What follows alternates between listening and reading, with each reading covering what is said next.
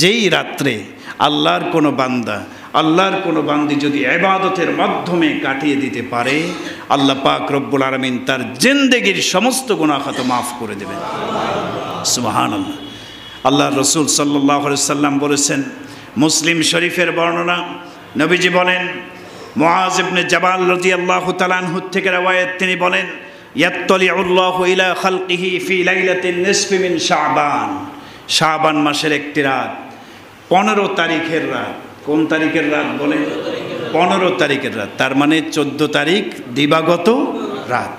এই রাতটিতে আল্লাহ পাক রব্বুল আলামিন তার পুরা মাখলুকের দিকে কুদরতি নজর নিক্ষেপ করেন। আল্লাহ তাআলা দৃষ্টিপাত করেন।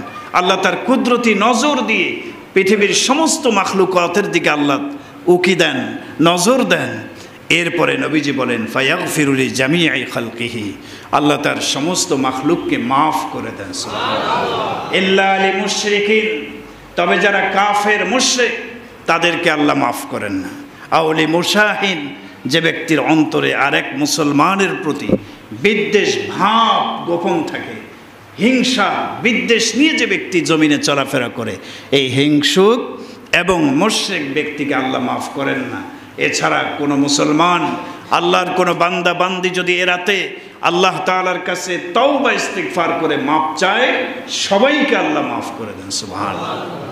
শুধু তাই নয়, এই রাত্রে আল্লাহ রাব্বুল আলামিন ফাইন্নাল্লাহা ইয়ানজিলু ফিহা লিগুরুবিশ শামসি ইলাস সামাইদ দুনিয়া, এই রাত যখন শুরু হয়, সূর্য যখন ডুবে যায়, সন্ধ্যা থেকে রাত্রি শুরু হয়ে যায়, আল্লাহ রাব্বুল আলামিন প্রথম আসমানে আরোহণ করে ঘোষণা করতে থাকেন, আলা মিন মুস্তাগফিরিন ফাগফির লাহু, হে দুনিয়ার মানুষেরা, তোমরা কে আছো জীবনে বড় বড় গুনাহ করেছো, আমি আল্লাহর কাছে মাপ চাও।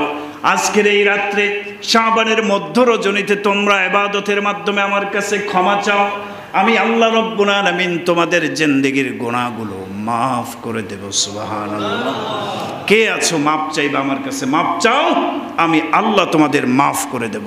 আলা মিন মুস্তারজিকিন ফারযুকাহু, তোমাদের মধ্যে কে আছো রিজিকের সংকটে ভুগতেছো, অভাব অনটনের মধ্যে আছো, আমি আল্লাহর কাছে রিজিক লাভের জন্য দোয়া করো, আমি আল্লাহ রাব্বুল আলামিন তোমাদেরকে রিজিকের ব্যবস্থা করে দেব। আলা মিন মুবতালান ফাউআফিয়াহু, তোমাদের মধ্যে কে আছো রোগ শোকে বিপদ আপদগ্রস্ত, আজকের এই রাতে আমি আল্লাহর কাছে দোয়া করো, আমি আল্লাহ রাব্বুল আলামিন আপদ বিপদ রোগ ব্যাধি থেকে মুক্তির ফয়সালা তোমাদের জন্য করে দেব। সুবহানাল্লাহ। তাহলে কি বোঝা গেল? এই হাদিসগুলোকে সামনে রাখলে বোঝা যায় এ মাসটি গুরুত্বপূর্ণ একটি মাস, আর এই মাসের মধ্যে একটি রাত আছে লাইলাতুন নিসফি মিন শাবান। হাদিসের পরিভাষায় এই রাতটার নাম কি বলেন? লাইলাতুন নিসফ মিন শাবান। বলেন, সবাই বলেন, লাইলাতুন নিসফি মিন শাবান। আমরা বলি শবে বরাত।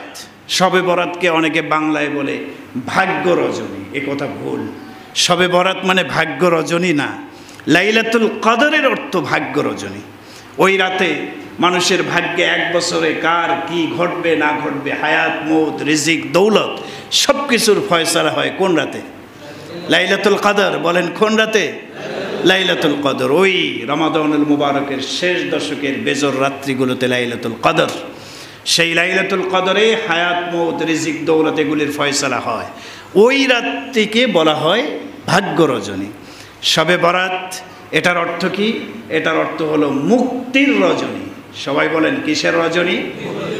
বারাআত। বারাআত মানে মুক্তি লাভ করা, মুক্তি লাভের রজনী। এই রাত্রে অসংখ্য পাপী তাপী যারা গুনার কারণে জাহান্নামের আযাবের মধ্যে গ্রেফতার হয়েই আছে, জাহান্নামের আযাবের শৃঙ্খলাবদ্ধ হয়ে আছে গুনার কারণে, অসংখ্য অগণিত পাপী তাপীকে আল্লাহ রাতে মাফ করে দিয়ে জাহান্নাম থেকে মুক্তির ফয়সালা করে দেবে। সুবহানাল্লাহ। তো এই হিসেবে এই রাত্রিকে বলা হয়, ফার্সি শব্দে বলা হয় কি? শবে বরাত। এটা আরবি শব্দ না। অনেকে বলে শবে বরাত কোরআন হাদিসের কোথায় আছে দেখাও। এই আসমান উল্টে গেলে, কিয়ামত কায়েম হয়ে গেলেও কোরআন হাদিসে শবে বরাত শব্দটা খুঁজে পাওয়া যাবে না, কারণ ওইটা ফার্সি শব্দ। ওইটা কি শব্দ বলেন? কোরআন হাদিস কোন ভাষায়? আরবি ভাষা। এখানে আপনি ফার্সি ভাষার শব্দ পাবেন না। অনেকে এভাবে বলে বলে শবে বরাতকে অস্বীকার করার চেষ্টা করে। না ভাই, শবে বরাত ফার্সি শব্দ।